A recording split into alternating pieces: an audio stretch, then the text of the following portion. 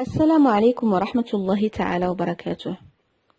Bienvenue dans cette nouvelle vidéo qui traite toujours les chaînes de montagnes récentes et les déformations tectoniques qui les accompagnent. On a vu dans les vidéos précédentes une introduction, suivie des caractéristiques des chaînes de subduction, les caractéristiques structurales et géophysiques, ainsi que les caractéristiques tectoniques et pétrographiques. Et durant cette vidéo, on va répondre à la question qu'on a posée à la fin de la vidéo précédente pour voir l'origine du magma des zones de subduction. Pour répondre à cette question, on va voir les données suivantes. Sachant que l'origine du magma andésitique caractérisant les zones de subduction provient de la fusion partielle de la roche du manteau supérieur, la péridotite. Autrement dit, que l'origine de ce magma est une roche du manteau supérieur qui est appelée la péridotite. Donc, pour déterminer les conditions de fusion partielle de la péridotite, on propose le diagramme ci-dessous représentant les résultats expérimentaux montrant l'état de la péridotite en fonction de la température et la pression. Donc, on va voir les conditions de fusion de cette péridotite dans les zones de subduction. Et on a aussi le géotherme, ou bien la géothermie de la zone de subduction, c'est-à-dire les conditions de température dans cette zone. On a ici la variation de la température, ainsi que la variation de la pression en fonction de la profondeur. On appelle géotherme les variations de la température en fonction de la profondeur. On va commencer avec la courbe en vert qui représente le liquidus des péridotites, c'est-à-dire cette courbe, elle va séparer deux domaines. Le domaine où on a la péridotite dans son état liquide et un autre domaine où on a la fusion partielle de cette péridotite, c'est-à-dire une partie liquide et une autre partie solide de la même roche qui est la péridotite. Pour la courbe en rouge qui représente le solidus des péridotites anhydres, et quand on dit les péridotites anhydres, c'est-à-dire les péridotites en absence de l'eau. يعني péridotite في حالة غياب الماء اللي كتسمى péridotite الغير مميزة. Alors cette courbe, elle sépare elle-même deux domaines. Le domaine où on a la péridotite solide, dans ce domaine, et l'autre domaine où on a la péridotite dans son état liquide et solide, c'est-à-dire où il y a la fusion partielle. انصهار الجزئي. يعني كنلقاو جزء اللي هو صلب وجزء اللي هو سائل من هاد la péridotite.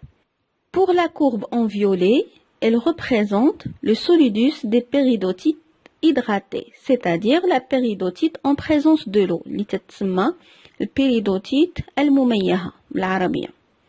Cette courbe, elle va séparer deux domaines aussi. Le domaine où on a la péridotite hydratée solide et le domaine où on a la péridotite hydratée en fusion partielle, c'est-à-dire la présence des deux états, l'état liquide et l'état solide de la péridotite hydratée. Passons à la courbe bleue qui représente le géotherme d'une zone de subduction, c'est-à-dire les conditions de pression et de température qui règnent dans la zone de subduction. بمعنى آخر الظروف ديال الضغط وديال الحرارة اللي كتواجد على مستوى la zone de subduction. Il ne faut pas oublier que on cherche l'origine du magma au niveau de cette zone de subduction. Donc, comme vous voyez, on a déjà dit à l'introduction de ce diagramme que la péridotite est l'origine du magma andésitique. Mais quel type de péridotite? Est-ce que la péridotite anhydre ou bien la péridotite hydratée? Alors, comme vous voyez, cette courbe qui représente le solidus des péridotites anhydres n'est pas en intersection avec le géotherme de zone de subduction. بمعنى آخر هاد المنحنى ديال لا بيريدوتيت أنيدر لا يتقاطع مع المنحنى ديال ظروف الضغط والحرارة dans la zone de subduction. Donc, la péridotite anhydre ne peut jamais fusionner dans les conditions de la zone de subduction. La péridotite anhydre ما يمكنش ليها أنها تنصهر في ظروف ديال منطقة ديال la subduction. Donc, la péridotite anhydre ne peut jamais être l'origine du magma.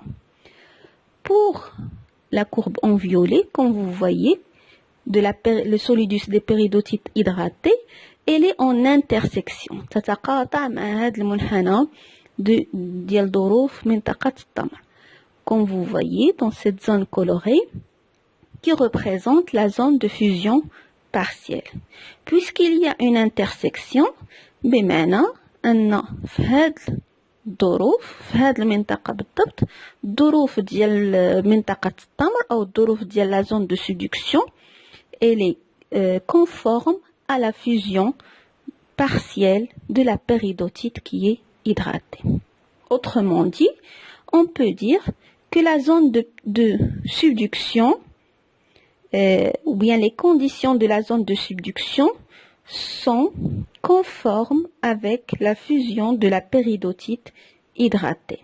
Et ceci, comme vous voyez, منهد la profondeur qui est presque de 70 km, حتى la profondeur تقريبا ديال 160 km.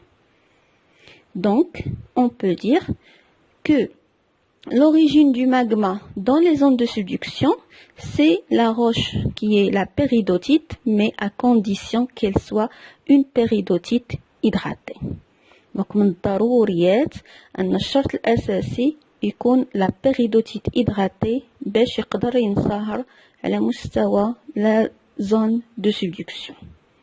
Donc, pour mieux comprendre cette fusion partielle de la péridotite hydratée au niveau de la zone de subduction, on va voir ce modèle explicatif de la fusion partielle de la péridotite. Ici, vous avez la plaque subduite, c'est-à-dire la plaque océanique, et là, la plaque continentale, ou là, la plaque chevauchante. Donc, on a une subduction, il y a la zone de subduction. Lors de la subduction, ou là, lors de l'enfouissement de la plaque océanique, on a un changement des conditions de température et de pression. C'est-à-dire, les roches de cette plaque océanique vont subir lors de l'enfouissement une variation de température et de pression. Et lors de cette variation, les roches, ils vont perdre de l'eau. Ils vont subir une déshydratation. Donc, ils vont libérer de l'eau. Là, il faut faire attention que l'eau ne provient pas de l'océan. L'eau qui est chez la péridotite ne provient pas de l'océan, mais il est libéré par les roches de la croûte océanique ou de la plaque océanique. Donc, l'eau libérée, علاش حتى يتموا des réactions نسبة لوجود un changement une variation de température et de pression. Donc cette libération de l'eau va hydrater la péridotite. ولكن quelle péridotite? La péridotite ديال la croûte continentale ou اللي كتسمى la plaque chevauchante. Donc la péridotite ديال le manteau de la plaque chevauchante غادي تاخد داك l'eau et il sera hydraté. Au fait de le moment-là, elle sera dans les conditions de fusion partielle. Donc, elle va subir une fusion, le magma. Et ce magma va subir un refroidissement pour donner une roche qui est le granodiorite, qui est une roche plutonique au niveau de la profondeur, c'est-à-dire en profondeur, ou bien va se refroidir à la surface pour donner une roche volcanique ou bien des roches volcaniques telles que l'andésite. Je vous remercie pour votre attention et à la prochaine vidéo, Inch'Allah.